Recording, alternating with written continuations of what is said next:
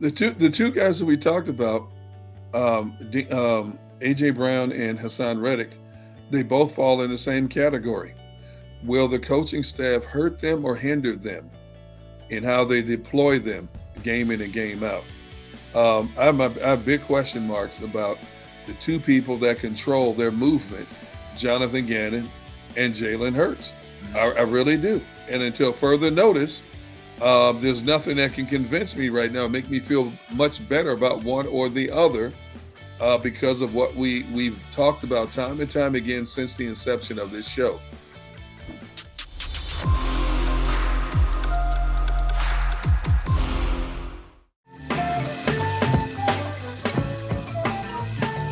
All right.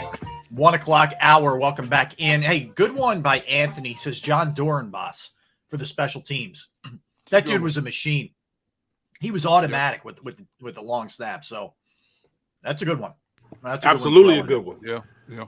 So unheralded position. Paul falling into the trap of not hearing exactly what's going on. So he says Eric Allen. Eric Allen, unbelievable player, should be in the Hall of Fame, but he was prior to 2000. So and I don't blame Paul. It's just an FYI. No doubt how great Eric Allen was, in my opinion. So continue with the Eagles theme here, guys. Present day. It's been a notable offseason for this team. They went out and they got A.J. Brown.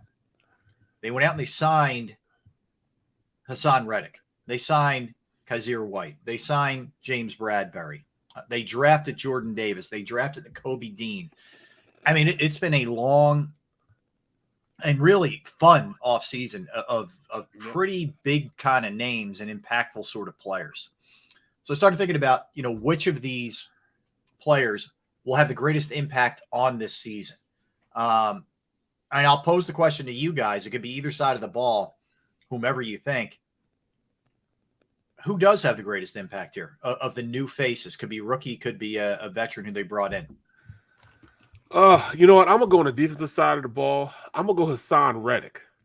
I think Hassan is gonna be a major contributor on that whole defensive scheme and the schematics on what they're trying to do. It's going to be hard to block him and try to get a bead on him through the offense. I mean, from the offensive standpoint, because you don't know whether he's a linebacker or he's a defensive end on how to block him. If they got 5 down with the 50 front, do you allocate a tackle to him or do you send a back his way or a tight end his way? I mean, it's going to be hard to really get a bead on, as far as what you're trying to do from an offensive standpoint on blocking the front guys. So he's going to be a major contributor on them being, very having the ability to have a lot of varying fronts, from a blocking standpoint. Thinking from an offensive mindset, when you get to the line and you see his, 3 down lineman and you see him out there, you're thinking, all right, this is 4 down, but he's way outside. When you look at that, it looks like he's just a linebacker, but he's actually an enamel count of being a defensive lineman. So all those things play tricks on you when you're an offensive lineman. Let me ask either one of you guys this, and before you jump in, Derek, with yours. And I know they have the template from what Carolina did last year, and I think is last year in Arizona. But do either of you worry a little bit that they're just not going to figure out the best way to incorporate him? I'm a little leery of that. I got to be honest. Yeah, I worry about that a little. I see it too many times. Players who do outstanding things in one system go to another team, and all of a sudden their numbers dip drastically because they're not utilized the same way they were, and for the reason why they paid them a lot of money to come to their team.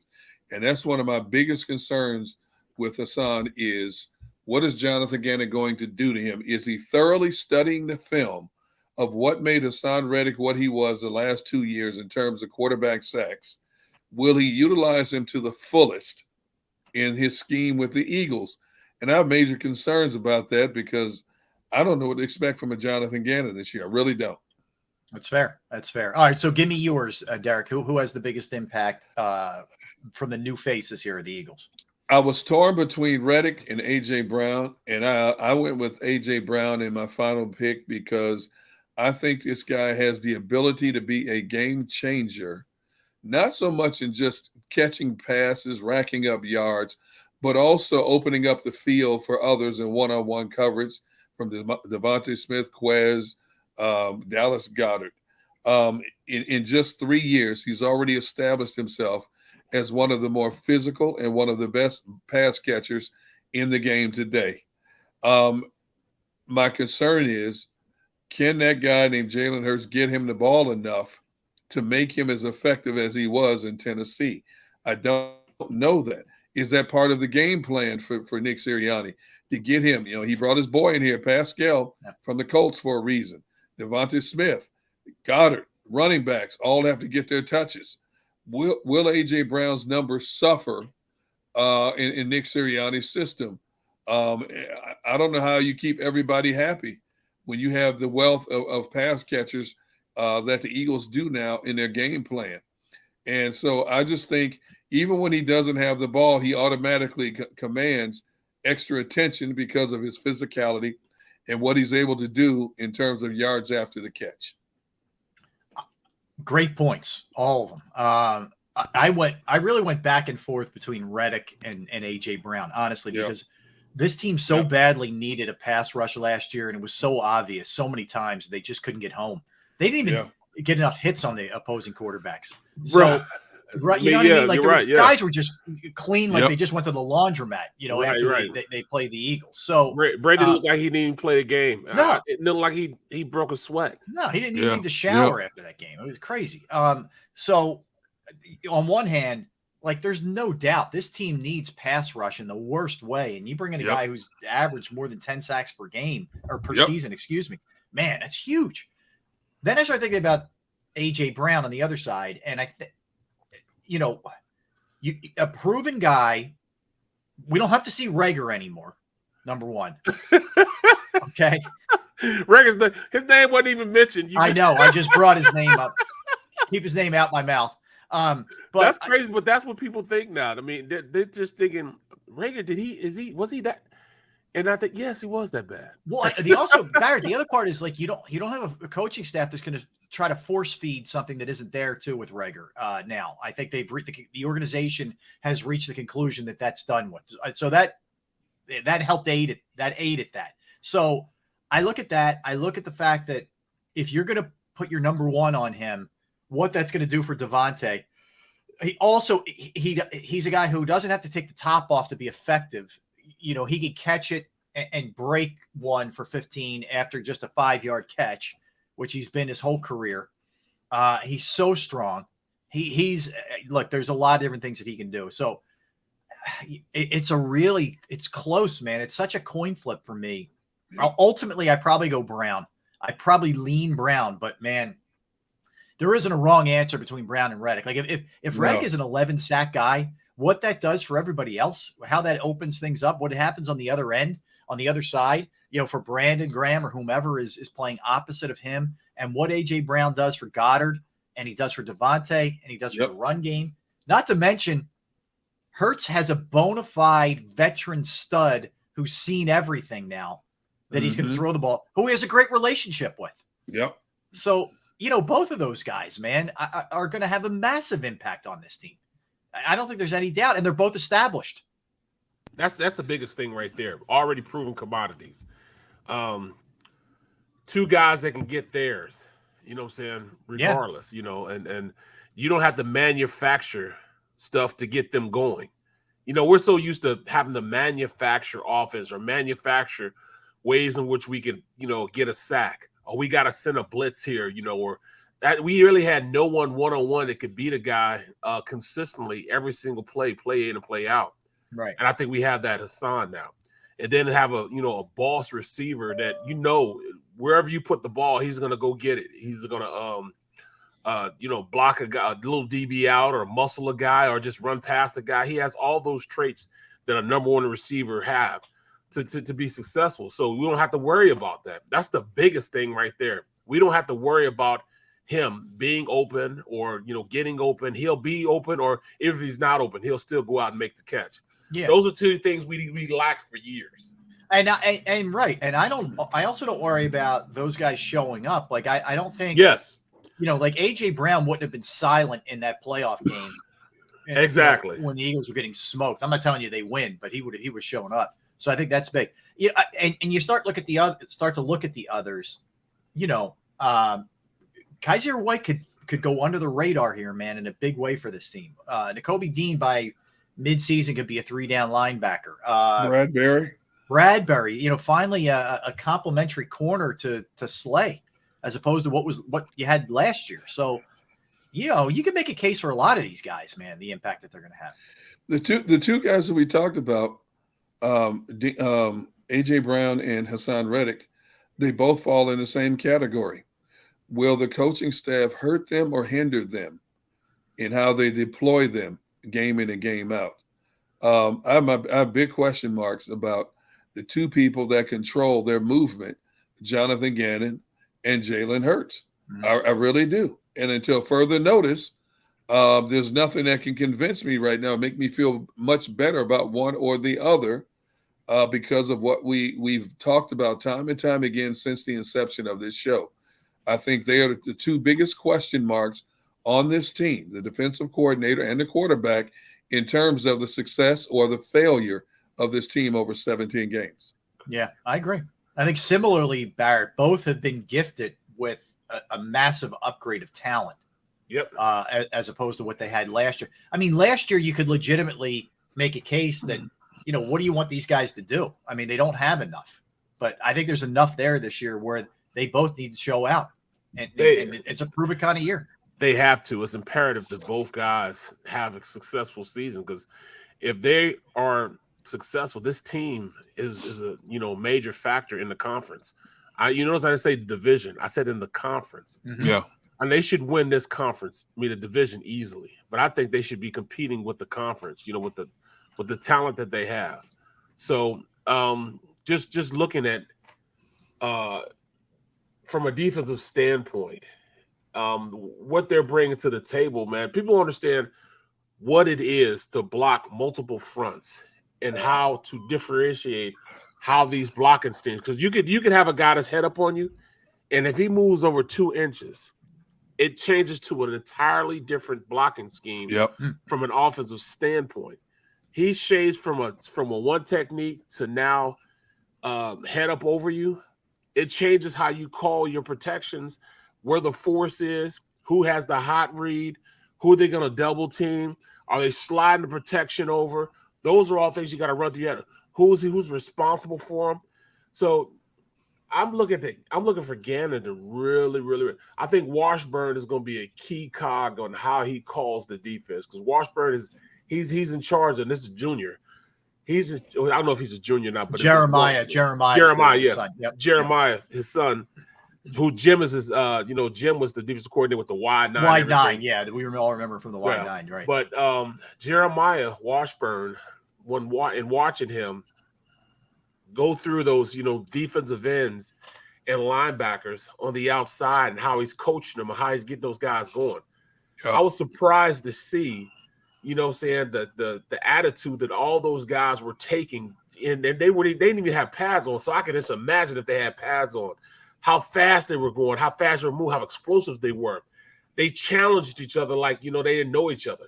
That's what you want. You didn't have to ask those guys to get it going. They were getting it going without any pads on. Right. So imagine having BG, Hassan Reddick, all those guys out there practicing that hard and that intense. And by this way, they got a couple kids like Leo and what's his name? Both of the Johnsons, Kyron Johnson, Kyron Johnson, and Patrick Johnson, just being explosive out there. And Leo, just wait till you guys see this kid Leo, looking pretty good out there, man. Yeah, no, all right. I think it'd be a great point. Let me ask you, from a technical standpoint, can you try to do too much? I mean, yes. Can you? Yes. Yes. You know what I mean? I just wonder sometimes, like, are we going to get to the point where, like, just simplify this thing a little bit? It feels like there's going to be there's a lot of grand plans here of what you can be so smart, you can be dumb, end up looking dumb.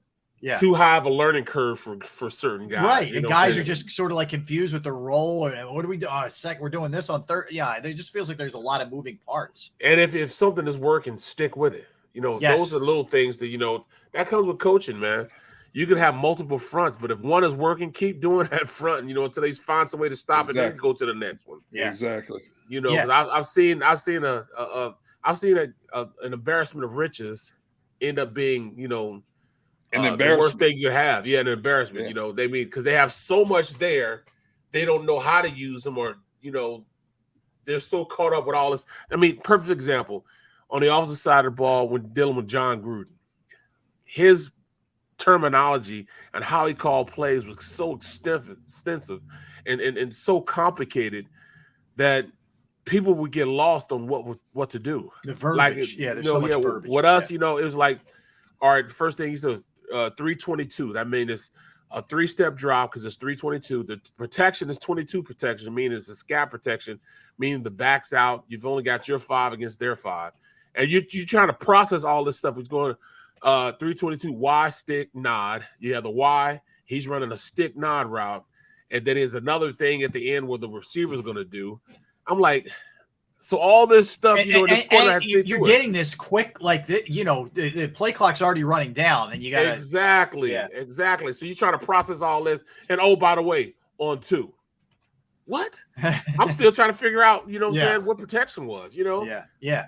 So, and you guys know, like, teams find their personalities as the season goes on. You know, it may be a case where, you know, you go in with all these intentions, which is great, right? And then all of a sudden you realize by week 3 or 4, our strength is this. And, you know, I don't want to, like, I'd rather just stay with that and not try and force feed whatever, you know, these ideas you might have. I get keeping an offense guessing. I get it. Believe me. But well, see, I can actually see a guy like Gannon sitting back and not getting sleep at night because it's like, oh, damn, they gave me all this. I mean, they spent the draft on me. I mean, I got the #1 pick. I got my nose guard. Now they're expecting me now to go out and call perfect games.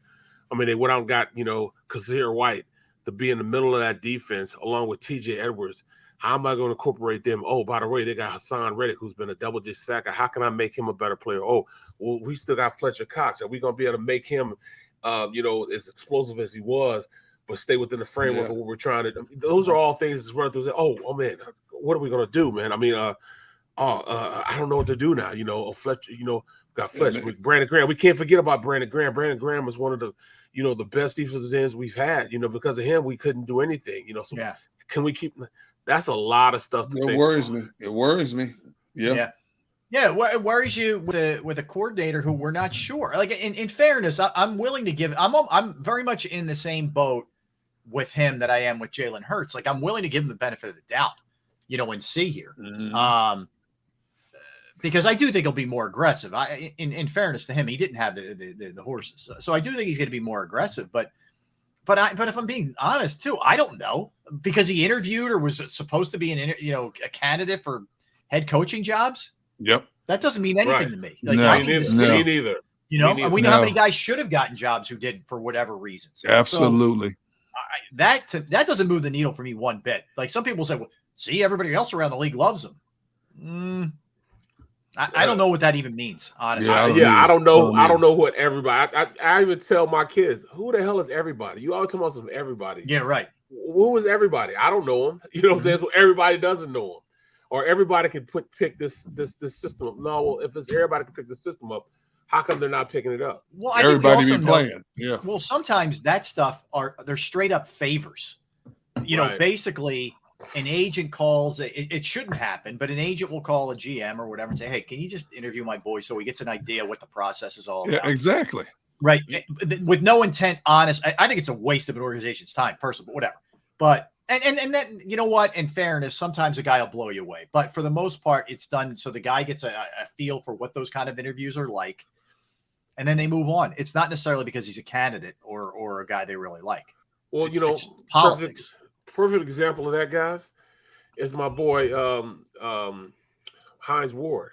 Hines Ward was a wide receiver coach in like Florida Atlantic or some Florida school that's not even really D1. And he interviews for the Houston job.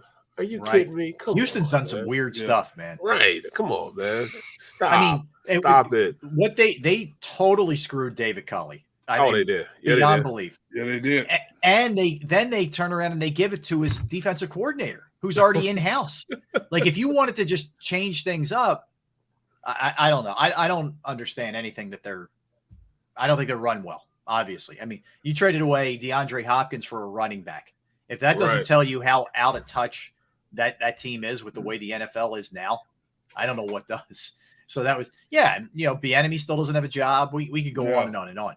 And some of this certainly is race. There's no question about that. But I think some of it is just incompetence, that organizations don't know what the hell they're looking at or who should be, given a chance or not given a chance. So, I shouldn't say it's all that surprising. But if I had to throw one sort of write-in vote, I still keep saying Nakobe Dean, guys, because I feel like he's going to be on the field a ton as the season goes on. You could say Jordan Davis, for as far as disruptor, but I think Nakobe Dean's going to be really interesting to keep an eye on. I would say that's hard for me. Yeah, I would say for at least half the season, Nakobe Dean's going to be a situational player. Yeah, I don't see him as an every down player right out of the gate. And I wonder, is there more to this pec injury than everybody in that organization is letting on? They've deemed him healthy enough to go to rookie camp, mini camp, training camp, but I just can't get it out of my mind that 31 other teams saw a red flag with this kid when the early projection was he was a legitimate top 20 pick in the upcoming draft. All of a sudden, he falls all the way to the third round. And it's like Howie Roseman said, either we are right or 31 other teams were right, and we're going to find out. Yeah. So I just think because of the veteran presence that he has in front of him in terms of Reddick, TJ Edwards, Kazir White, they're going to ease him in and play to his strengths, like attacking and third down situations, maybe covering a tight end in third and long passing situations. I don't know if he's going to be that every down backer right out of the gate. Interesting. Yeah, it's hard for me, man. Yeah. It's really hard for me to say that he's going to come in and be that good when he's just got so many people in front of him that are quality guys. You just can't screw over TJ Edwards like that. Yeah. And I know it's an unforgiving league, but I think TJ has done enough. And looking at him in practice, he's cut weight. He looks faster, looks a little more explosive. That year under his belt, man, another year under his belt, man, I think he's going to take that next step also. So you're not gonna be able to leave him behind like you left everybody else. Well, he's going to be big time motivated too. But not that we ever question that anyway. But when they draft Nakobe Dean and they sign Kazir White, I'm sure that there's another couple fires lit under TJ Edwards. Exactly. Yeah, should be interesting. All right, we'll come back, guys. So at 2:00 we'll talk to Greg Murphy. Great, unbelievable story of just triumph and persistence and all those things. He's also the pre and post game show host for the Phils. So we'll talk a little Phillies. We haven't talked to the Phillies. They're playing the Rangers tonight. They're back in action after a night off last night. So we'll talk Phillies with him at 2. But when we come back, we'll talk a little Sixers here. The NBA draft quickly approaching, 2 nights away from today, and there's a lot of noise. Let's put it this way. And one guy opting out, who I would love to see in a Sixers uniform. So we'll talk about that as well when we get back. Derek Gunn, Barrett Brooks, Rob Ellis, we are Sports Take, JAKIB Sports YouTube Network. All right, let me tell you about Pro Action Restoration. You may not be familiar. They are just flat out unbelievable. If you have a home or a business and you've experienced the pain and inconvenience of either water or fire damage, smoke damage, mold, whatever the case may be, it is extremely difficult. And you're not really sure who to turn to, but these are the people that you turn to. Pro Action's on call 24 hours, 7 days a week to assist. I called them on a Saturday. They were over there in speedy fashion, cleaned up a mess at my parents' house, reasonably priced, you name it. And the beauty is they are licensed, bonded, fully insured, and been serving the tri-state area for more than 2 decades. Pro Action will work in conjunction also with your insurance company. So if you're really, sweating the price, and we know how pricey stuff can be, they will work with your insurance company as well. And the bottom line is get your home or your business straightened out with a very reputable company.